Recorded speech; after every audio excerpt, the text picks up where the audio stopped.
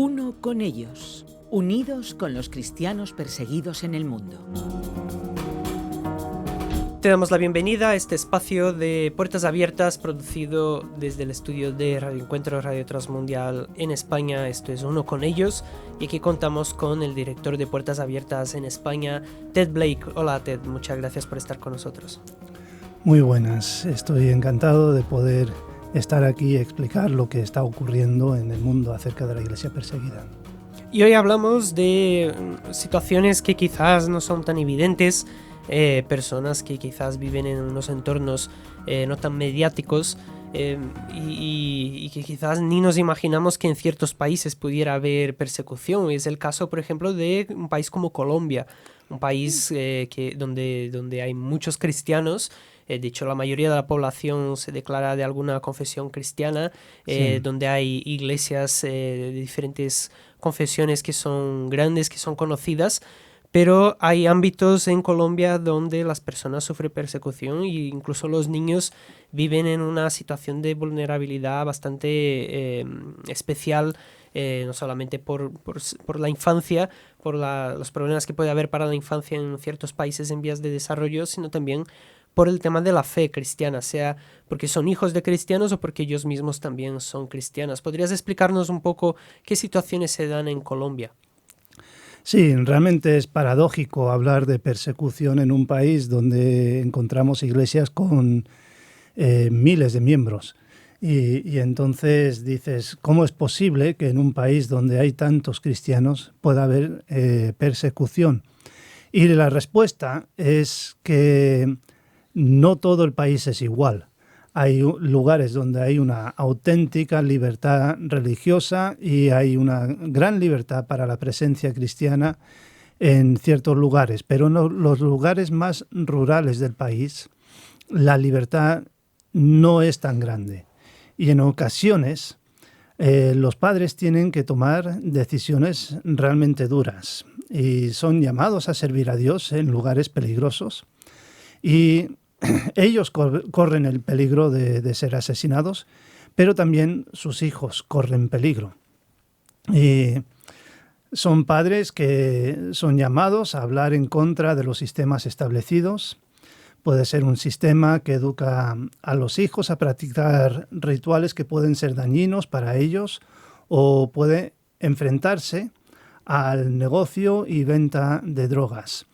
Entonces, los poderosos en estas regiones no quieren estas voces que se levantan incitando a las personas a vivir en libertad, a tomar sus propias decisiones y aunque ganen menos dinero, no estar involucrado en esas cosas que son dañinas para la sociedad. Y en Colombia las religiones, en las regiones más rurales de Colombia, hay zonas donde las tribus indígenas son las que tienen el control de la legislación de esas regiones. El gobierno no se mete en lo que ellos hacen y las decisiones que ellos toman. Y esto permite que las tribus rechacen la libertad religiosa y solo permitan la enseñanza conforme a su propia religión. Y en la práctica de su religión llevan a cabo cosas que pueden ser dañinas para los niños cristianos. Por lo tanto, los cristianos buscan alternativas para sus hijos. Y luego también está la parte de la presencia de las guerrillas, que han tomado el control de ciertas regiones y las han convertido en lugares para producción de drogas. Y al tener control sobre la región, obligan a sus habitantes a participar en este negocio. Y los cristianos se oponen a ello y reciben amenazas de parte de las guerrillas. Y este es el contexto en el que vive nuestro protagonista de hoy, Francisco. Siempre nos acercamos a personas en concreto para no solamente hablar de estos asuntos de una manera general, sino también para conocer personas de carne y hueso que lo sufren en su propia vida particular, ¿no? ¿Y quién es Francisco? ¿Cuál es el contexto que vive Francisco? Es agricultor, es uno que cosecha café, plátanos y yuca, pero también, además de ser agricultor, pues es un hombre casado y padre de 3 hijos.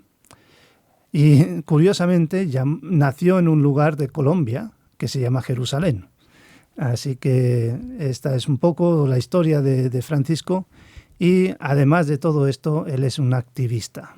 Francisco, aunque nació en una familia cristiana, no quería participar en la vida cristiana.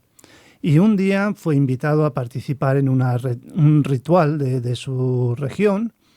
Y esto es una región gobernada por el Concejo Regional Indígena del Cauca. Y se iba a practicar ritos que eran contrarios a la fe cristiana. Y Francisco iba a ir a participar en estos ritos. Y sabía que se estaba metiendo en cosas que no eran conformes a su fe de su familia. Pero a la vez, en ese mismo tiempo, la Iglesia estaba celebrando una semana de ayuno.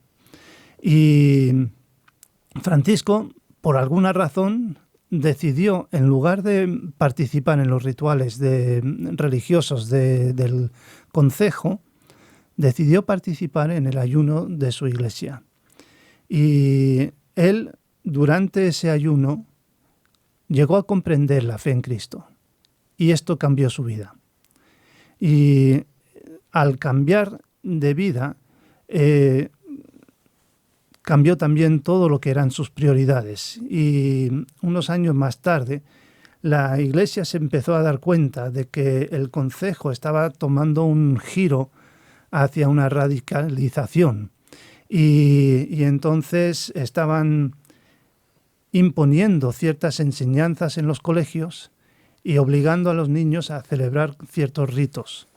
Y todo esto era dañino para las familias cristianas, y por lo tanto Francisco y otros que estaban con él decidieron que tenían que formar otro concejo diferente al que había y hacer que fuera un concejo cristiano. Y esto fue lo que le causó la fricción entre él y los habitantes de su zona. ¿Y cuál fue la reacción del concejo a la iniciativa de Francisco y la Iglesia? Pues ellos se enfurecieron. La verdad es que no lo tomaron nada bien. Y hay dos motivos principales por ese enfado.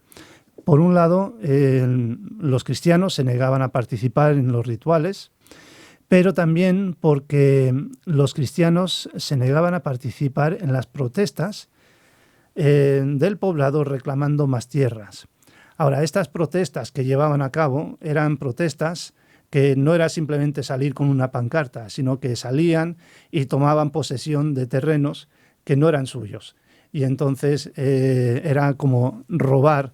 Entonces, el tener un concejo que no fuera el mismo que estaba gobernando causaba esa fricción y esa dificultad de mantener la fuerza para imponer sus ideas. Al haber otro concejo, pues entonces se debilitaba la fuerza del primero, y esa es la razón principal por la que se opusieron a esa creación.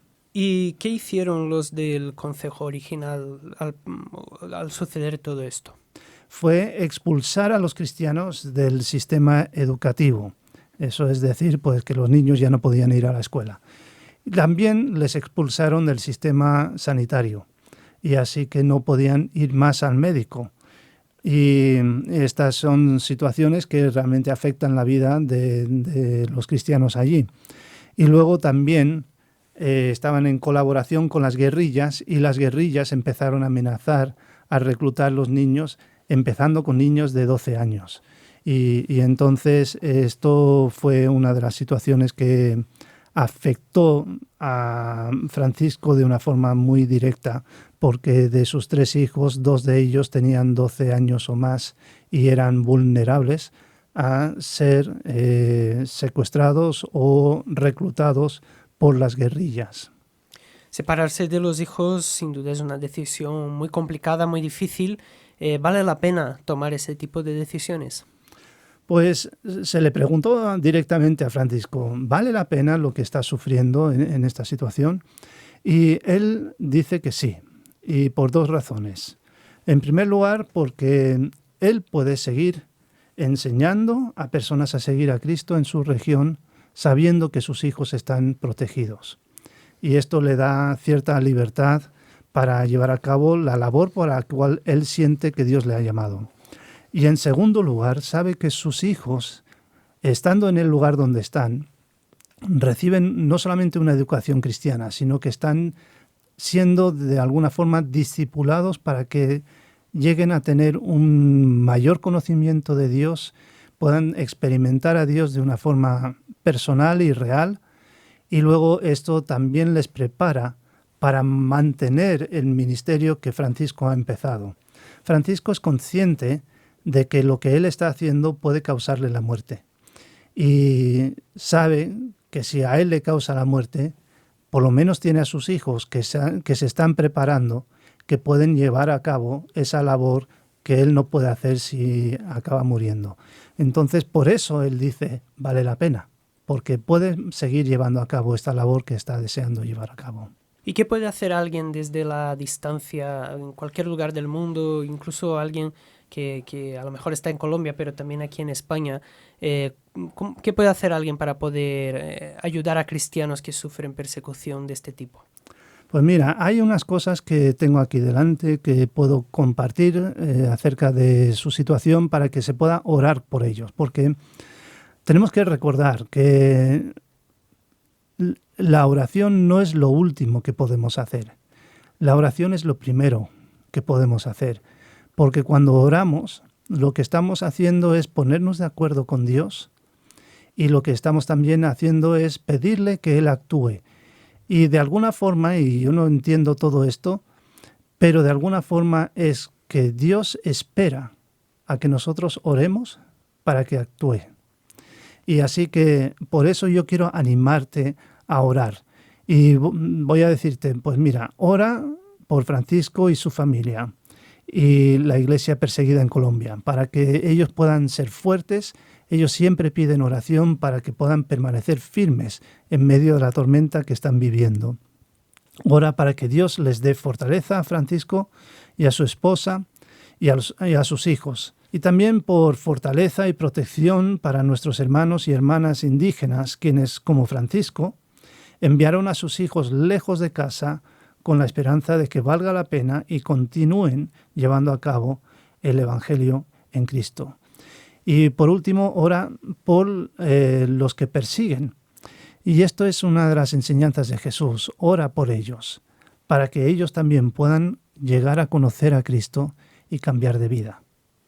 Pues muchas gracias, Ted, por habernos traído nuevos datos, nuevas informaciones sobre los cristianos que son perseguidos, en este caso en un país que quizás sorprenderá a muchos saber que allí también hay situaciones y contextos de persecución, que es el caso de Colombia, pero es importante conocerlo para también poder tender una mano y ser de apoyo a estos cristianos. Y también si alguien quiere saber más, puede acudir a nuestra página web, puertasabiertas.org, y allí hay un lugar donde pone involúcrate, y esto pinchas allí para que puedas convertirte en un compañero de oración de Puertas Abiertas, que esta es la esencia de la colaboración con el Ministerio de Puertas Abiertas.